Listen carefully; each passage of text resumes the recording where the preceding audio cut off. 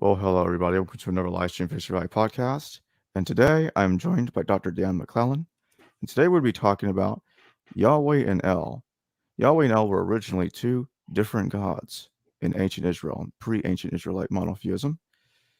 And Yahweh was one of many different gods under a pantheon of deities who were kinged over by El, the supreme god.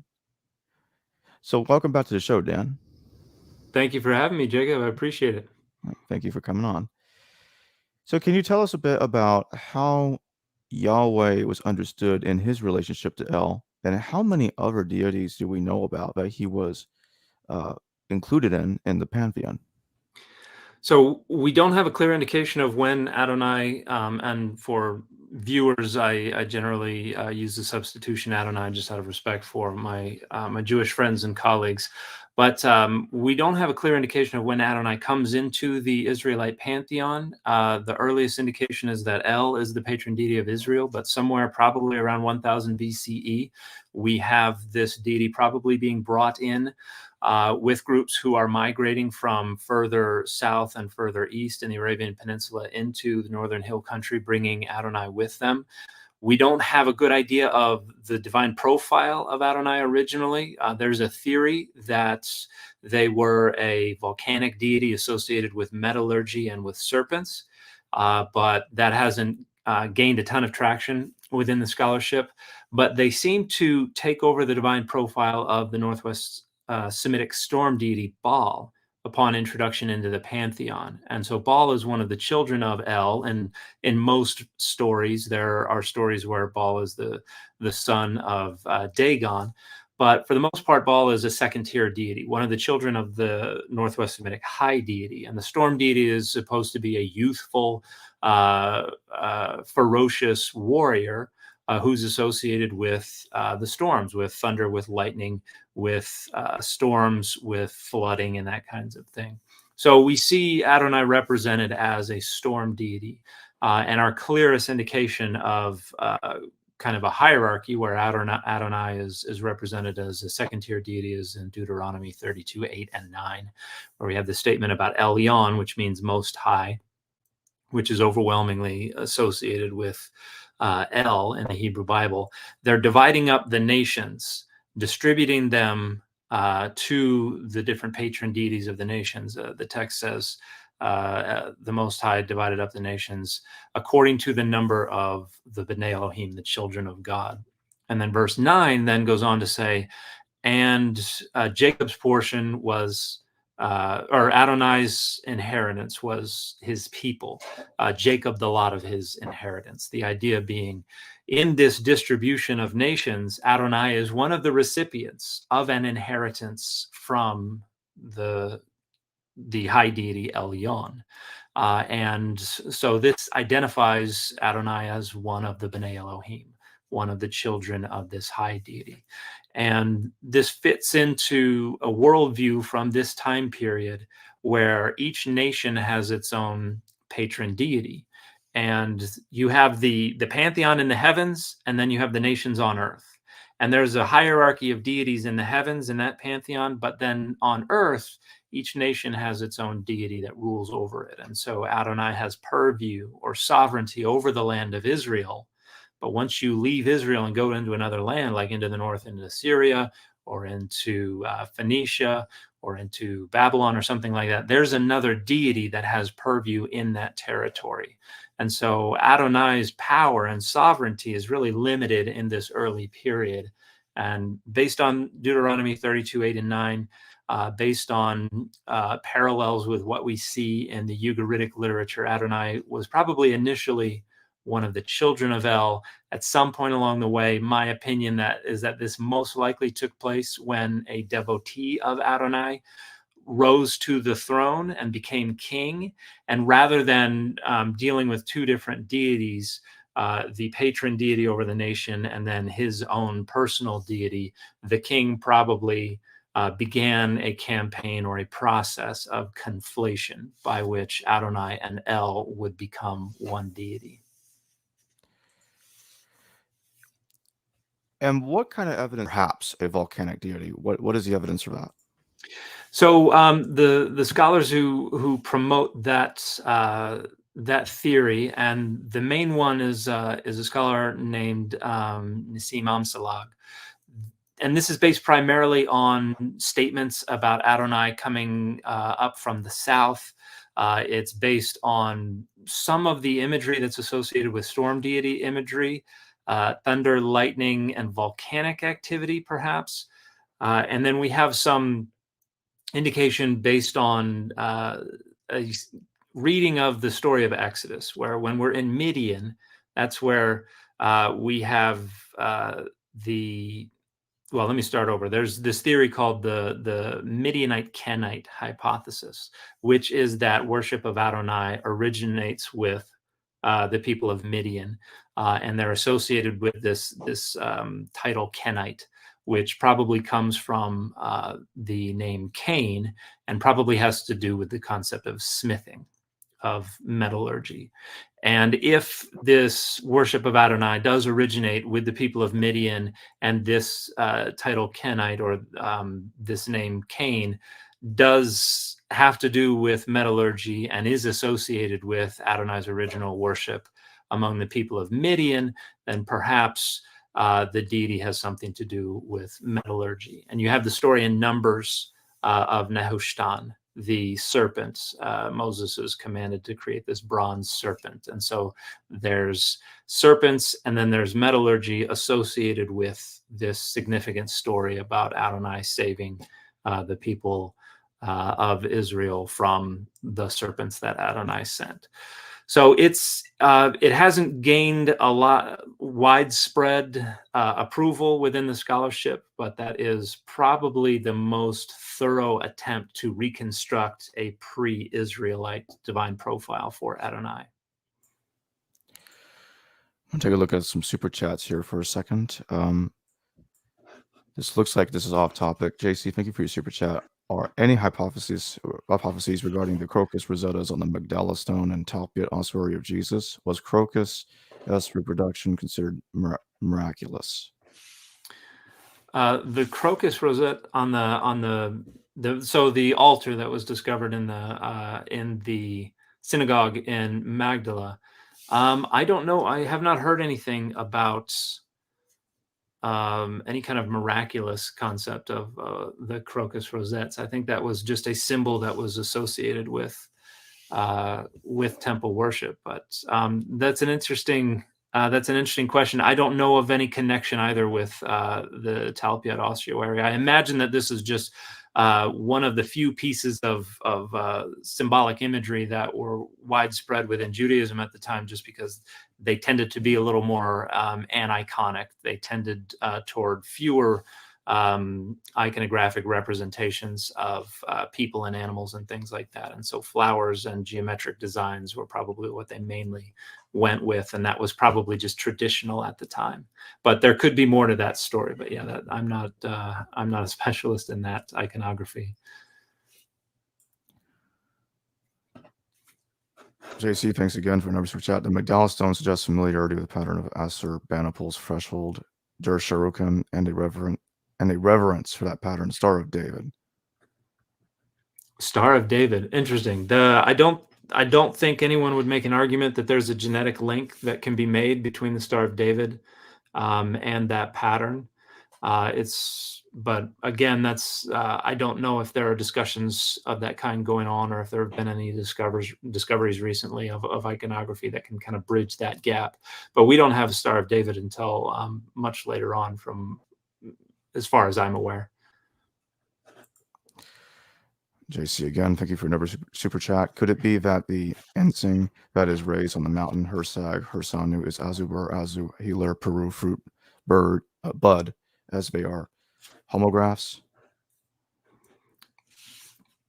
This question's a little beyond me. I don't know exactly what the context here is. If we had a reference, I could look it up and tell you what I think. But yeah, that one's a little beyond my expertise off the top of my head. I think the next super chat he put in there is equally off topic. It's this one. Yeah, The JC. saffron. Go ahead. I'm Go sorry. go ahead, Dan. No, it's okay. Could the reproduction of the saffron crocus have been associated with the mystery of Adonai's self-generation? Could Hursanu be Har Zion? It's certainly not outside the realm of possibility, but getting a little that's getting a little speculative. And I think that's asking questions that I don't know that were being asked at this time period in history. Adonai's self-generation, that's more of a philosophical concern that probably wasn't in circulation among the kinds of people who were producing this iconography. JM, thank you for the super chat and the thumbs up. Appreciate it. So when you see an image with a little bit of writing on it, like Yahweh or Adonai and his Asherah, would you say that is evidence that Adonai and El are being conflated as the same God? Because now instead of Asherah being El's consort, it appears that she's now Adonai's consort. Yeah, within the broader world of the Northwest Semitic traditions, Asherah is the consort of El rather than of Baal. And so, yes, I think by that time period, the conflation has probably already taken place. There's another inscription at Kuntilat Ajrud that uses the word El, probably in the generic sense of deity, but it could be a reference to the name of the Northwest Semitic high deity, but you also have the name Adonai mentioned in that same inscription. And you also have the name Baal, which again could be very similar to El, being used in its generic titular sense as Lord. There's indication that Baal was a title that was used to refer to Adonai because it meant master or Lord. But you have all three of those names being used in one inscription that, as far as we can tell, seems to be talking about a single deity. So I think the conflation probably has taken place by the time of these inscriptions, which date to around 800 BCE. One of the reasons that I suggest this conflation, this campaign of conflation, probably begins around 1000 BCE. And we have Adonai as the patron deity of Israel already by the time of inscriptions that are dated to the second half of the 9th century BCE. So the Black Obelisk of Shalmaneser III, the Mesha inscription, the Tel Dan stele all suggest that Adonai is the patron deity of Israel. And so rather than supplant El as the patron deity, I think this is supportive of the notion that the two are being conflated. El is the patron deity, and then Adonai comes in, and the two are conflated, and Adonai's identity, I think, takes prominence pretty quickly. Does Adonai seem to experience some kind of transformation in which he's not only taking upon the attributes of other Canaanite deities, but also other Mesopotamian deities as well? I think you have some of the accumulation of these features as a result of the comparison and conflict between Adonai and the deities of particularly Mesopotamia, as they're in conflict with Babylon and with Assyria, and to some degree Egypt as well. You get this question of this deity over here can do this, and then the devotees of Adonai have to suggest, oh well, Adonai can do that as well. And so I think in that competition, Adonai is having more and more qualities and features and skills and abilities attributed to them and to their divine profile. So in trying to constantly one up the deities of the nations around them, they are exalting Adonai more and more, and Adonai is subsuming these different qualities, including some of the qualities of Asherah, the goddess. You have some of the concern for child rearing and childbirth and protecting children are adopted by Adonai as Asherah kind of fades into the background, which I think probably takes place in the 7th, 6th centuries. When you look at something like in the Book of Kings, which is later split into two different books, 1 and 2 Kings, and Hmm. it has Adonai being in conflict with the god of Moab, Chemosh, Hmm. or Ashtar Chemosh, and he appears to be defeated. Would you say that the author or authors of Kings was perhaps a henotheist or polytheist, since he seems to believe other deities exist, and his god got defeated by another Yeah. deity? Yeah, I'm hesitant to use descriptions like polytheist and Mhm. monotheist, just because I think they reduce things to kind of this binary of one or anything other than one. I think henotheism is probably what most scholars like to use, or monolatry. Henotheism would be the idea uh, that we are only concerned about the one of many deities, and monolatry would just be that we worship only one deity, and there are other deities around. And so there's a degree to which both of these are in play. They're better descriptors than monotheism or polytheism. But yeah, I think these authors are still operating within that worldview where Adonai is the patron deity over the land of Israel, and does not have sovereignty over the other territories. And so one of the reasons I think that they're okay with this idea that Adonai lost this battle was because they lost home court advantage. They were in Chemosh's territory, and so it's not really a threat to the worldview to say, Adonai lost an away game. That sucks, but it doesn't shatter our worldview.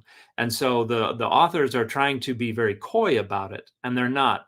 They're saying, "Oh, there was a sacrifice, and then there was great anger, and we went home." And so it's kind of yada yada yadaing what actually is going on in the story, but it's an easier way to account for how Moab escapes from vassalage and maintains their independence than any other way of describing it. They have to account for it some way, and having Adonai lose, I think, is probably making better sense of the historical circumstances in the eyes of the authors than anything else. And we have in the Mesha inscription, we have a very similar, if it's describing the same events. Mesha says he throws off vassalage to Israel, and then Chemosh drove Israel out of Moab. But we have this similar idea where they have to account for how they got under vassalage to Israel in the first place. And just like in the Bible, we have Adonai getting angry with Adonai's own people, and that's why we're being invaded. That's why the exile happened. It's not that Adonai was unable to protect us, it's that Adonai was punishing us. You see the same thing in the Mesha inscription. um, Mesha says that Chemosh was angry with his land, and that is why Moab was subjected to Israelite vassalage. So it's all attempts to make sense of what's going on while maintaining our worldview, our understanding of what's going on up in the heavens. And I'm asking these type of questions because many will say, look, even the Old Testament is very clear. There's only one deity from start to finish. The authors never believed that there were other deities that existed at all, ever. And yet, as you're pointing out, at one point you have one person that has to put the mud of Israel in his feet, in his shoes, so he can, when he walks into someone else's land, he's still walking on Israel, technically, because he has the soil of Israel in his sandals or whatever. And you got Yeah. God being, you have the Adonai being defeated by another deity. Hmm. Then you have him inheriting Israel from another deity. Hmm. And then he says, "I'm a jealous God." Well, how can you be jealous if there's no other deity? Yeah, it's the worldview is pervades the entire Hebrew Bible, that there are divine powers out there. And there are times when they kind of want to denigrate them. So Deutero Isaiah, the second Isaiah, is one of those times where the author doesn't want to explicitly refer to them as deities, but we have all kinds of references to the host of heaven, which is the other deities in the heavens. And we have references to calling on them as witnesses, which is a divine council motif. And Psalm 82 is explicitly, God stands among the gods. God is judging, is condemning the patron deities of the other nations to mortality. And I argue in a 2018 Journal of Biblical Literature article that what's going on here is the psalmist is trying to rearrange the heavens. So whereas Adonai was limited to the land of Israel, they're in the exile now. They're outside the land of Israel. They can't access their deity directly. And one solution, Ezekiel has a solution, and that is to say, oh, God rides on this celestial chariot with these creepy wheels that turn all over the place. And so God can come to us. And then Psalm 82 has another solution. Let's have the gods of the nations be put on trial, tried for their negligence regarding social and cosmic order and justice. And then they will all be condemned to mortality. They will be deposed. Their seats on the divine council now sit empty. And then you have the psalmist in the final verse saying, Kuma Elohim, rise up, O God, you will inherit all nations. In other words, your inheritance was Israel, but now that those other nations have no patron deity sitting in that throne, inherit all nations, become the deity of all the earth. And so that, I argue, is a renegotiation of the rule over the nations. And so, but even that recognizes the other gods. And going forward from there, Israel's scriptural heritage still has all this recognition of the B'nai Elohim, the children of God. They shout for joy at the foundation of the earth in the book of Job. They come down and they have children with human women in Genesis 6. They're still there. And so they get turned into angels. But even angels are deities according to the Hebrew Bible's worldview, and even demons. There's only one word that we could plausibly argue means demon in the Hebrew Bible.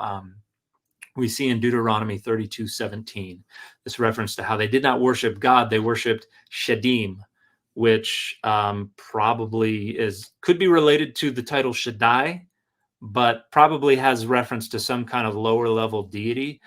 And then it goes on to say, deities they did not know. And so the Hebrew Bible, if it ever has the word demon, it calls demons deities, gods, explicitly. And in the New Testament, it's the same. We recognize that there are divine powers all over. So yeah, the notion that there's only one God, I think, is more rhetorical. It's, when I lived in Colorado in 1998 and the Broncos won 2 Super Bowls in a row and they were unstoppable, it was not unlikely that you heard me say at some point or another, there's no other football team.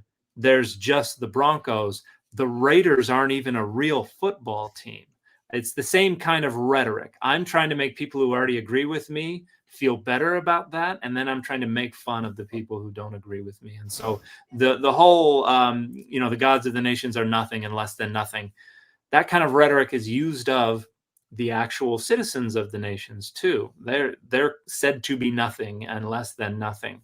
It's not a philosophical rejection of the existence of other gods. It's just rhetoric intended to denigrate the other gods. That's as far as that goes in the Hebrew Bible. JC, thank you for your super chat. Wheels as on the back of the Magdala stone. Yeah, that's probably also another way to kind of iconographically represent this altar as something mobile, because we find it in a synagogue. It's not something that is found in the Jerusalem temple, which had been destroyed. So this could be another reflection of, we don't have the temple. This is how we are going to, or at this time, if there is I don't know if the stone probably dates to prior to the destruction of the temple, but they're still doing worship, a different kind of worship in these synagogues. And so the altar is probably representative of this idea that the altar can move to where we are. So the wheels may represent that. Ed Dodge, thank you for your super chat. Are cultural reforms motivating the rise of Yahweh, or is it just competition among rival priest kings with the similar beliefs, i.e., sex rituals? I don't know how sex rituals fits into that competition. Hopefully they were not having sex ritual competitions. I don't know. But I think that it is a product of competition and kind of one-upmanship, because they're competing for the attention of the people. And I think one of the things that Josiah is doing is trying to ensure that the people don't go back to worshiping the way they did before, because when Josiah becomes king, all of the worship, for the most part, is still being funneled into Jerusalem, into his temple, into his priesthood, into his city. And I think he likes that. And so it originates in a kind of de facto cult centralization. When Sennacherib comes through and decimates the land, they don't take Jerusalem. They don't destroy the Jerusalem temple, which means that for the next few generations, if anybody wants to worship, they have to come to Jerusalem. And so all of the worship gets funneled into Jerusalem, and the kings after Hezekiah are probably trying to restore the old ways. And then Josiah comes on the scene and is like, why are you trying to restore the old ways? Let's keep it like this. And then lo and behold, we find a text in the temple that says, no, it's all got to be kept like this. And so I think it is competition. It is structuring power and values. It is one-upmanship with other nations. And then it is folks who are in power trying to ensure that the power is consolidated underneath them rather than shared. And so ancestral worship was also probably something that was going on prior to Josiah. And this was another thing that Josiah didn't like. And so, no, we're going to put a stop to that as well. Don't worship your ancestors anymore. You can only worship God. And don't worship Asherah anymore as God's consort, because that's a different priesthood. That's a different type of worship. And I need everything coming to me and to my priesthood here in Jerusalem. So I would say those are the things that motivate the rise of Adonai more than any kind of cultural reforms. I think this is top down more than bottom up. Colin, thank you for your super chat. Beth L. Stone Pillow. Is it holy standing stone? Almost certainly, yeah. This is it gets set up as a, oh gosh, now I'm forgetting the reference. What is it? Genesis? Oh, I don't remember what. Is it 28? I don't remember where it is, but we have one instance where it's described as an altar being set up, and then we have other instances where we have a standing stone that is being a matzevah that is being set up, but it gets anointed as you would a standing stone. And to call it the house of God is to say that God dwells in this.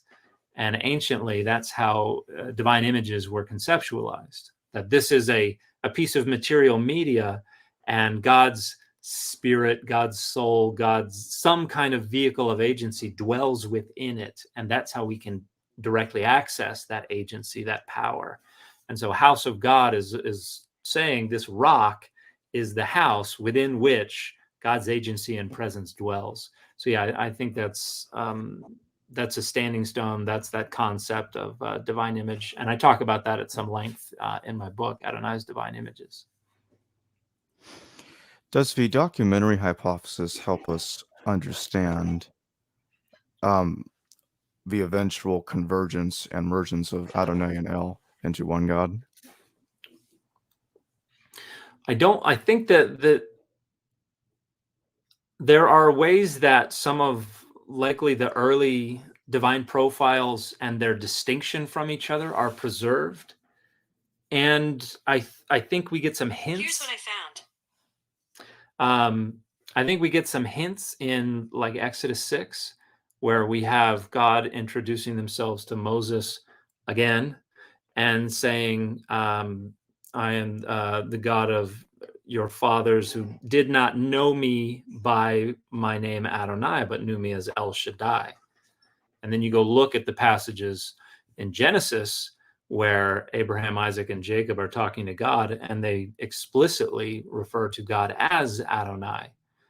And so I think as scholars try and figure out what's going on here, why is Exodus 6 suggesting that Abraham didn't know that name, but only knew the name El Shaddai, when Genesis seems to have Abraham referring to El Shaddai as well as to Adonai. And so I think there are ways that source criticism of the Pentateuch kind of reveals some of the early distinction between Adonai and El.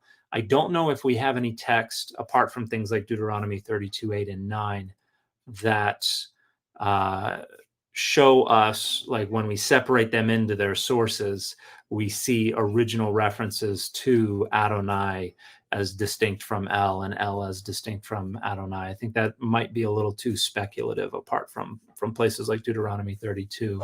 But there are some scholars who have suggested some other things are probably making that distinction.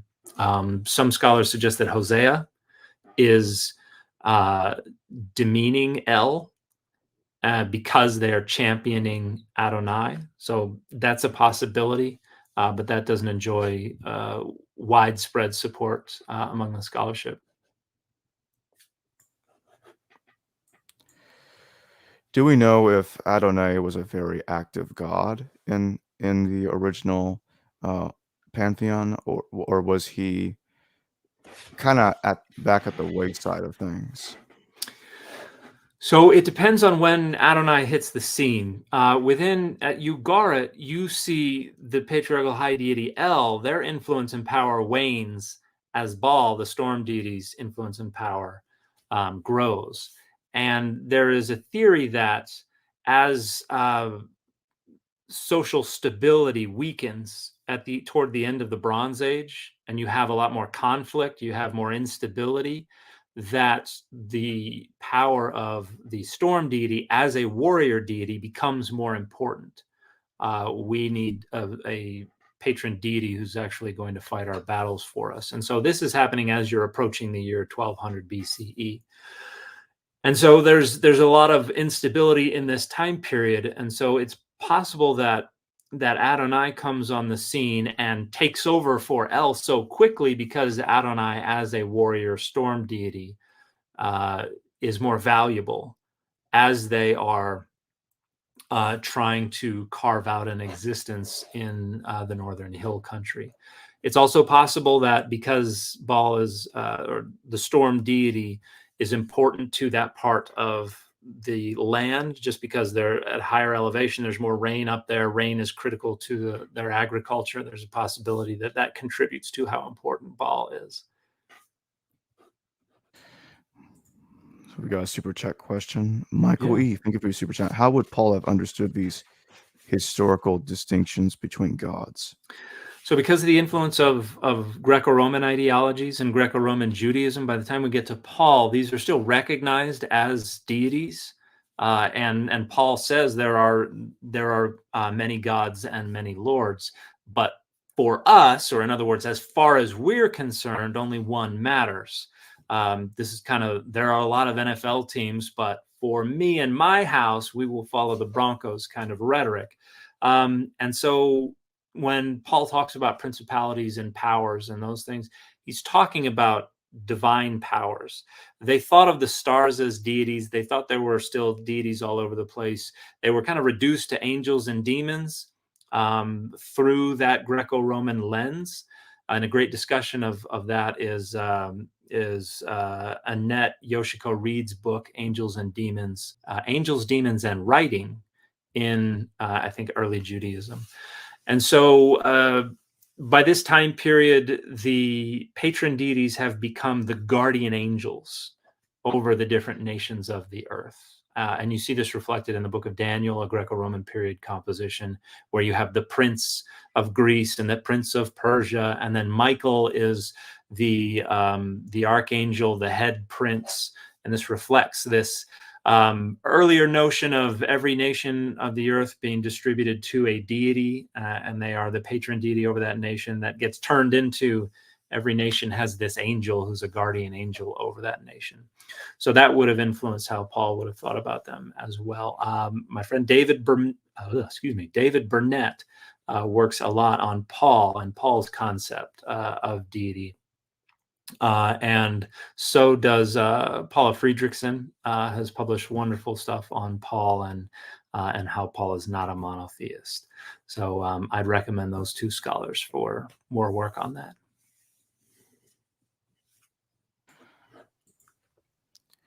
Yeah, we've got some one or two individuals in the chat talking about Akhenaten and Moses.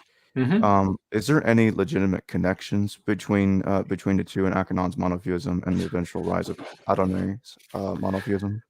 Not really. I would say there's more similarity between Akhenaten and Josiah than Akhenaten and Moses. People who are trying to look for some kind of historical toehold for the Exodus, I think, like Akhenaten. But the idea that Akhenaten is introducing monotheism is problematic for a handful of different reasons, because Akhenaten's notion of Aten is not the contemporary notion of monotheism. It's something that is a little more comfortable in the mid second millennium BCE Egyptian world. It was a reform. It was pantheon reduction. It was saying, no, those are just expressions of this one deity. But it is, I don't think it functions as monotheism. And the idea that Moses introduces monotheism is a pretty outdated framework. That is something that's since the middle of the 20th century has been not very popular among scholars. So in other words, you think that people that think there's a connection there tend to have a little bit of parallelomania. They overexert how many parallels are actually there between the two. Yeah, I think that's what's going on there. There's a desire to see these patterns in this, and so I think they overstate and overplay the parallels that they perceive.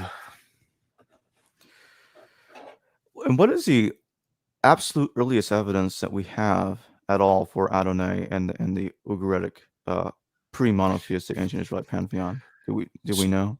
So we don't.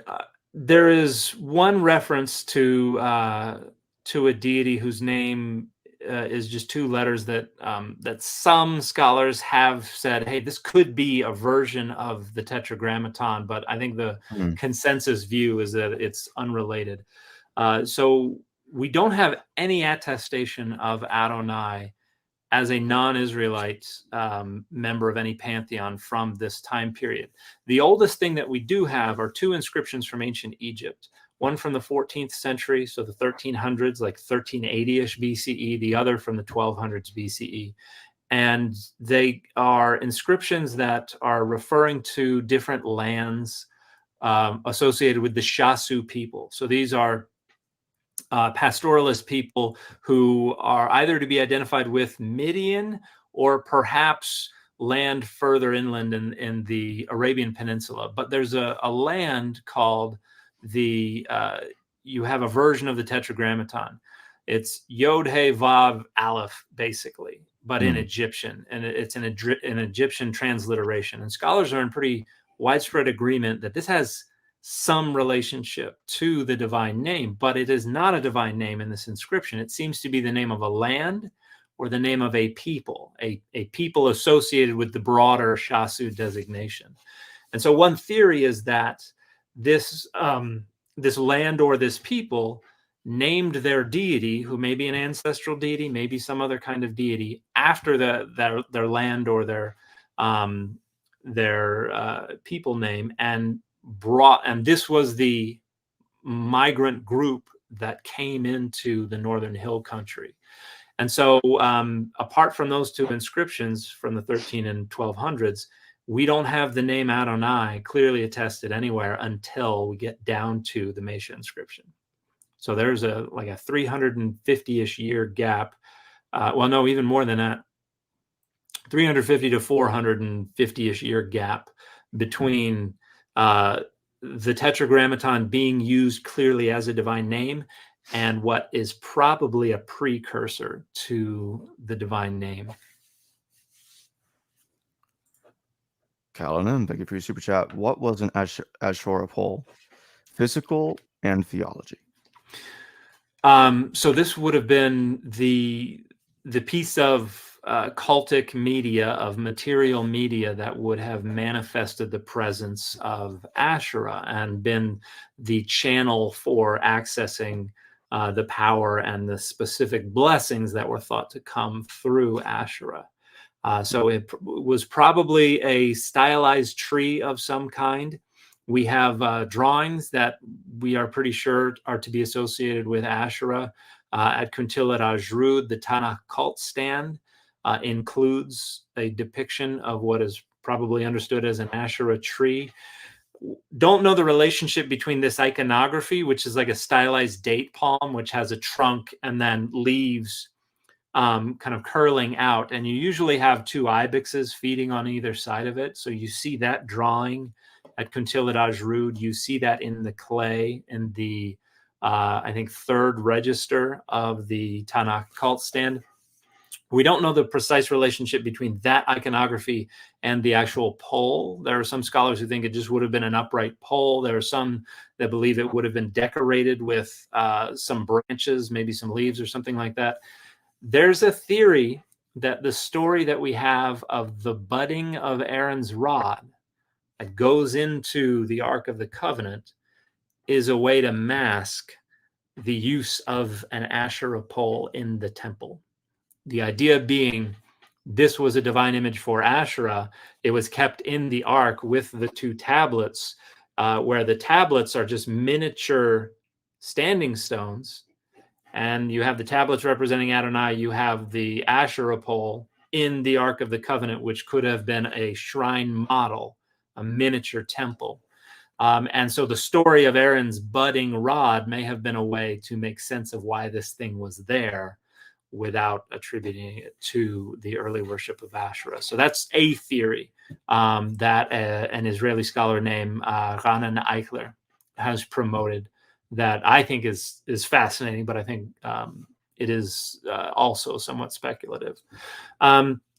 But yeah, the idea that is basically that this Asherah pole would be a divine image, just like a standing stone, or just like an anthropomorphic image of a deity that would be set up in the temple, or wealthy people might have one set up in a public space in their town, or maybe even in their home.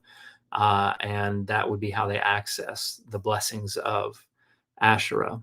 Now, there was for a long time a theory that the Judean pillar figurines were examples of Asherim, and that they represented the goddess Asherah. I think most scholars would not agree with that theory anymore. That they would suggest the Judean pillar figurines are more generic and may not have been associated with a specific goddess on a broader level.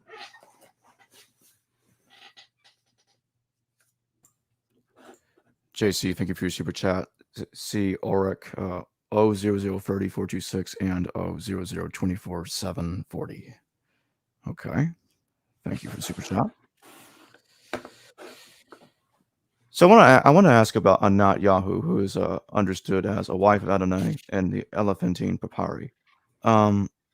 Would you say that is evidence of, prior to the whole Adonai and Asherah thing, that it was really originally Adonai and Anat Yahu, and later on Asherah perhaps replaced Anat Yahu, and or was conflated with her as Adonai was superseding and being merged with El at the same time? What's your thoughts on that?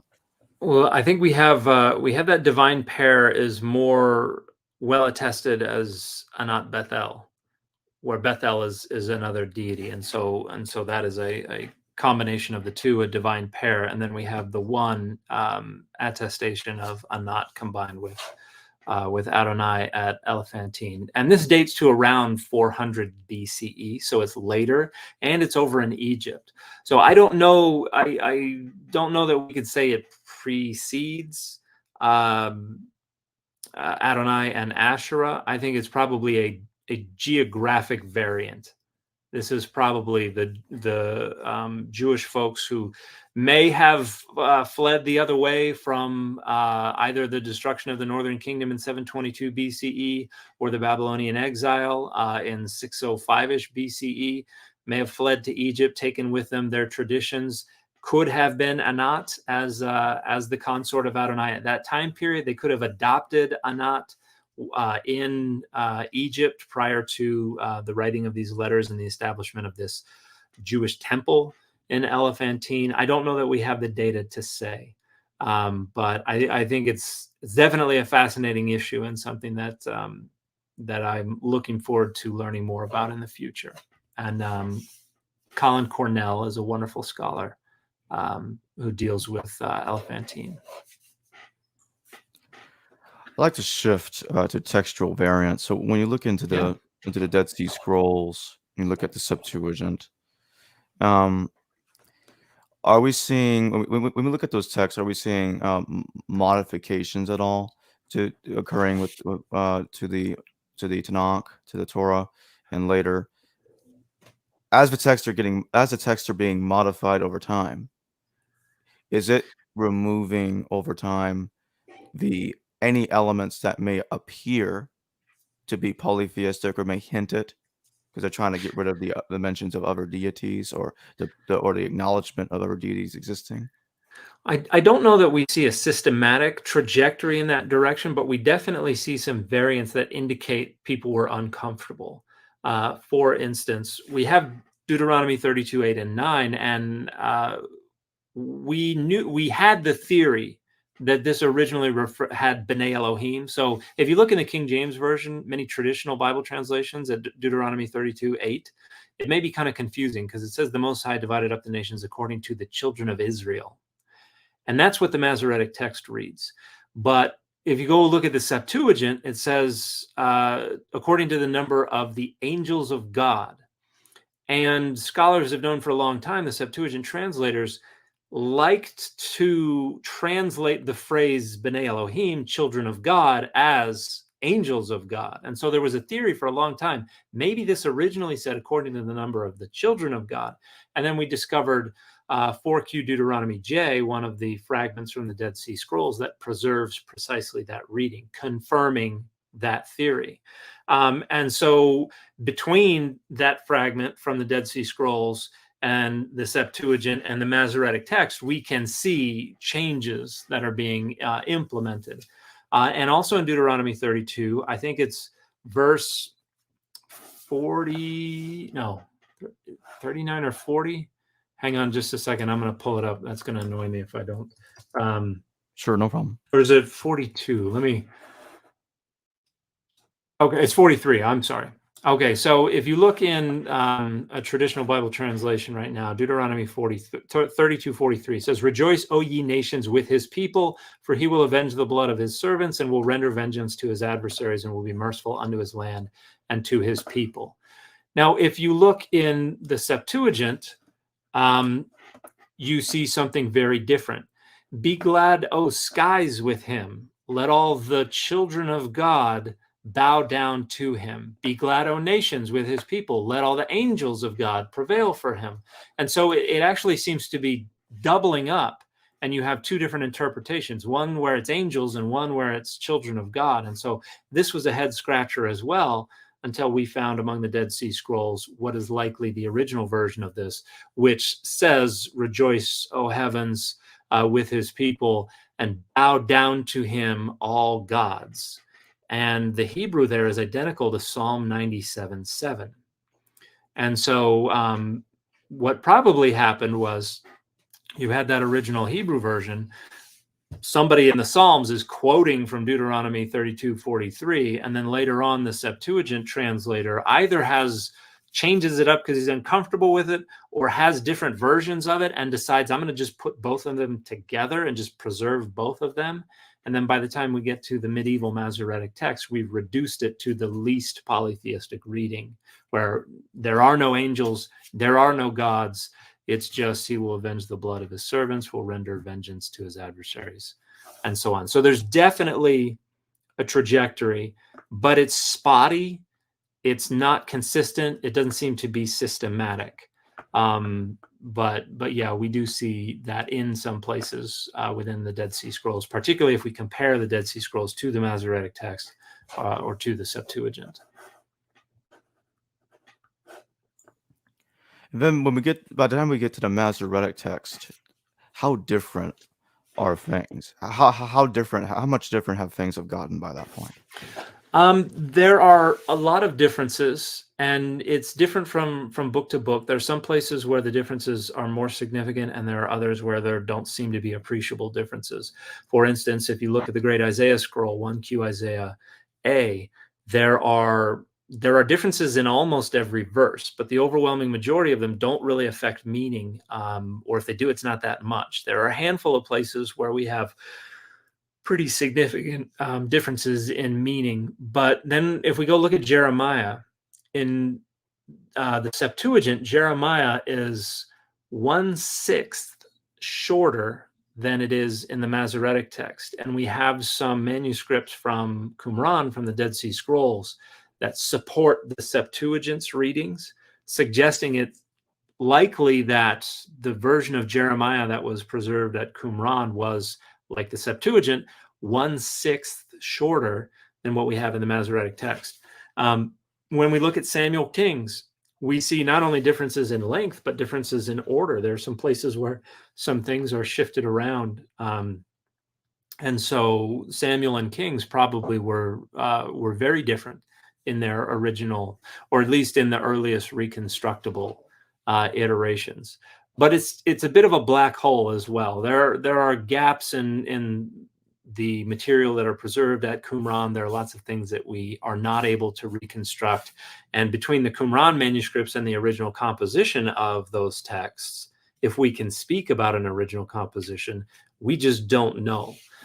So we're doing the best that we can. And oh, hey, Kip is in the chat. Yeah, I just saw that.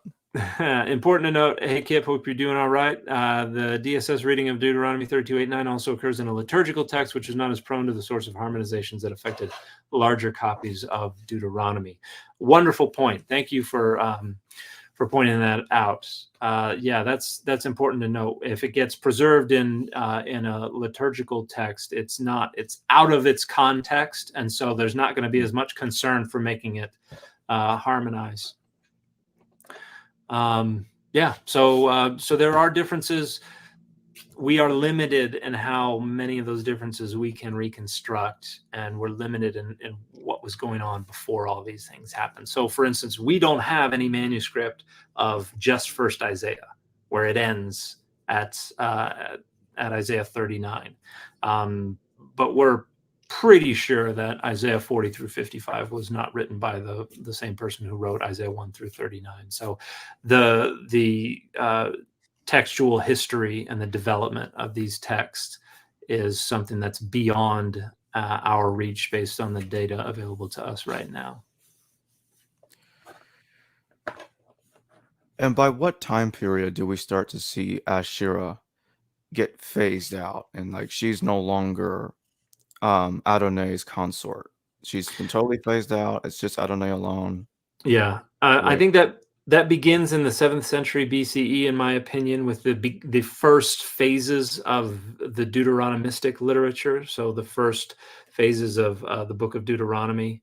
I think by the exile, so very, very soon after, you are getting the writings are like, we need to commit to this. We need to be mono-Yahwists. We need to be worshiping only Adonai, because the exile was blamed on the infidelity to Adonai. And so I think the crisis of exile became this very, very enormous wedge that allowed a lot of these things that probably may not have been as successful in earlier centuries. They really took root and they became central identity markers, because that's what allowed the Judahite people to maintain their identity as Judahite people and to return from exile, in my opinion. Kip posted this.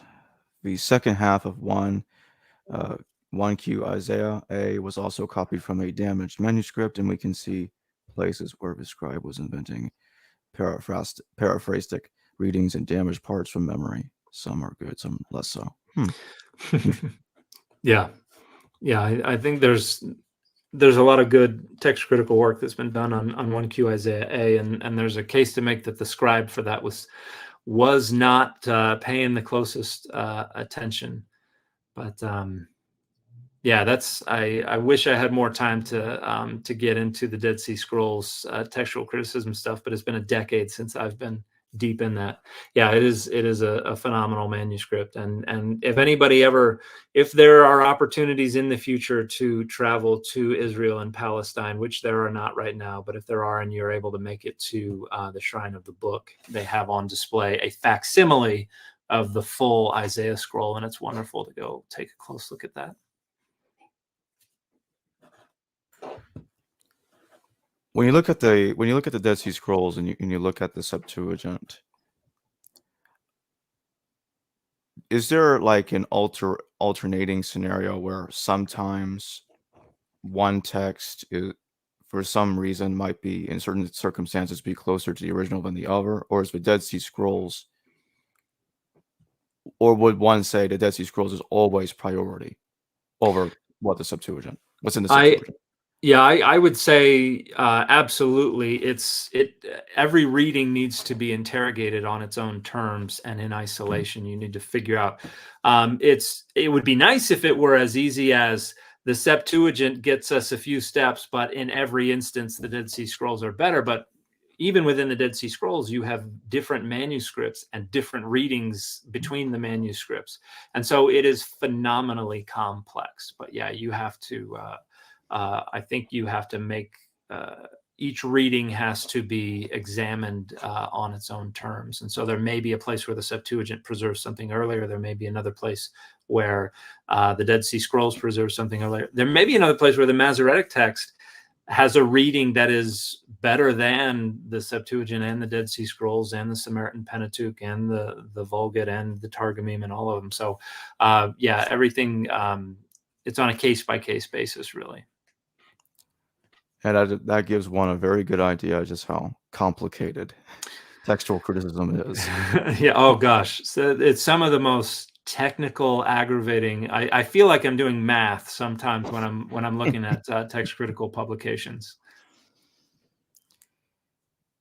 So when you look at the earliest phases of Jewish literature, like First Isaiah, and then when the texts are kind of split up before the cohesive Torah was created, like the E, P, J, R, D sources.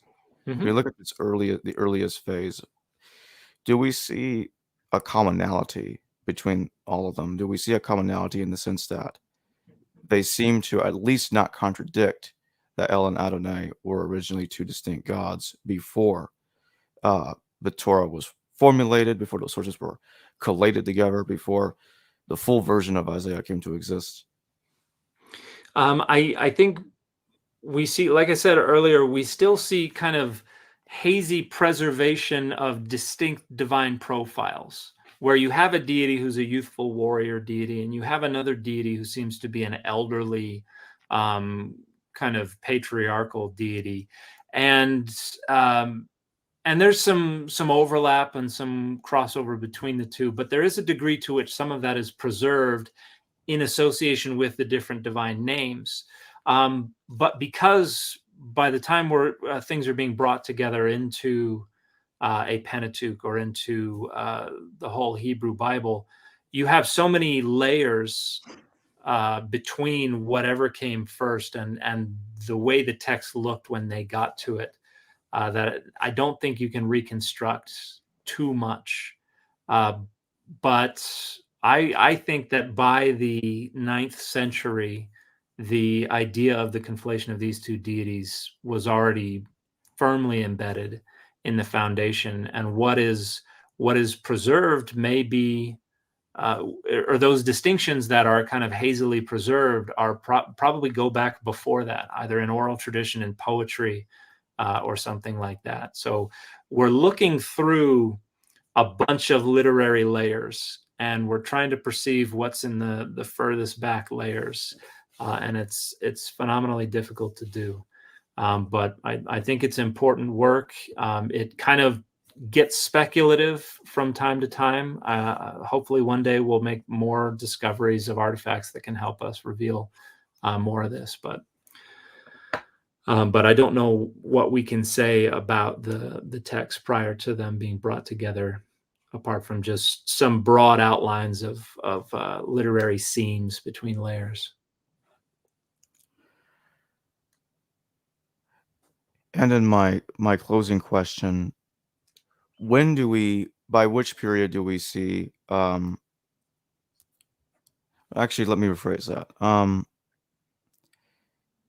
When you get to the New Testament, or the era that the New Testament was composed, is there any residual traces of the idea that Adonai and El were originally two different gods, or even other Jewish groups that may have still believe something like that? Is there any evidence of this? I think I don't know that there is evidence directly of that. I think by this time period, the texts have kind of been digested within Greco-Roman period Judaism, so they're accounting for these differences in different ways.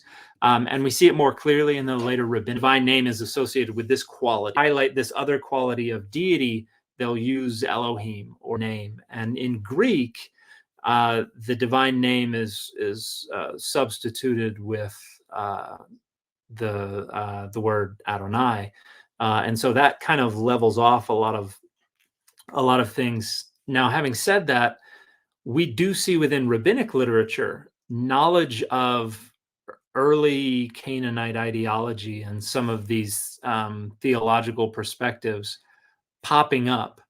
And so there's a great paper called Monotheism, a misused word in Jewish studies by a scholar named Peter Heyman. And one of the things that he said is that their knowledge of this kind of stuff was still around. And we know it was in circulation because we see it popping up here and there in rabbinic literature. And so we don't know how it was in circulation. We don't see much evidence of it, apart from every now and then when something will pop up within rabbinic literature about, Leviathan or Moat or Baal or something like that, that the only other evidence we have for that knowledge comes from way back in the Ugaritic literature. And something similar happens in Isaiah 27:1. So this is being written at the earliest, the 8th century BCE. And we have this statement about Leviathan, the twisting serpent, Leviathan, the wriggling serpent, the dragon that lives in the sea. And this part of this is word for word from a text written 700 years earlier that talks about Baal defeating Lotan, the Ugaritic cognate to the Hebrew Leviathan, the twisting serpent, the wriggling serpent, the dragon with 7 heads. And so that was preserved somehow within the Israelite consciousness and pops up in Isaiah 27:1. And, in Revelation, we have the 7-headed dragon, which seems to be going back past Isaiah to some knowledge of this Ugaritic conceptualization of Leviathan, possibly. And so we get weird indications that people have a lot more information than we thought they did about these things from time to time. So, yeah, it's tantalizing, but we can't really say too much more than they seem to know more than they're letting on, but we have no access to all the things they knew. JC, thank you for your super chat. Could Yesha have been derived from Sumerian Azu?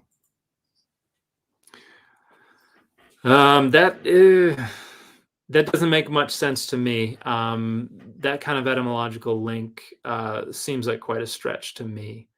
But you would have to talk with an Assyriologist to get a better argument for that.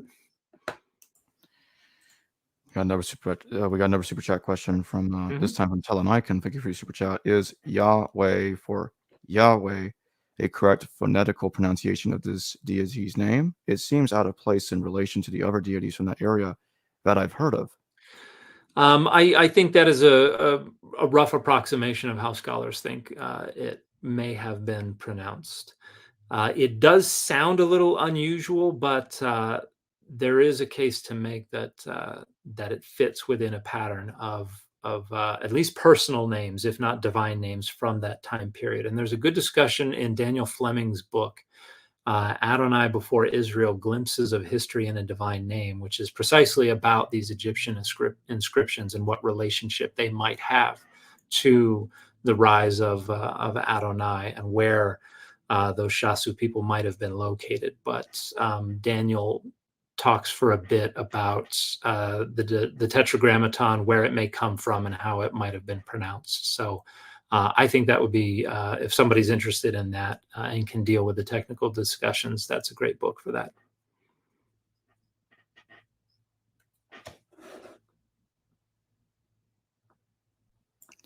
Well, thank you for joining me today, Dr. Dan McClellan. Well, thank you for having me. I appreciate your time. Yeah, thank you for coming on. Hello viewers, thanks for watching this video from the History Valley YouTube channel. Please don't forget to subscribe and hit the notification bell. And if any of you wish to further support this channel, please consider checking out this channel's Patreon page and becoming a patron. And or donate through PayPal or through Super Chat during your live stream. Thank you.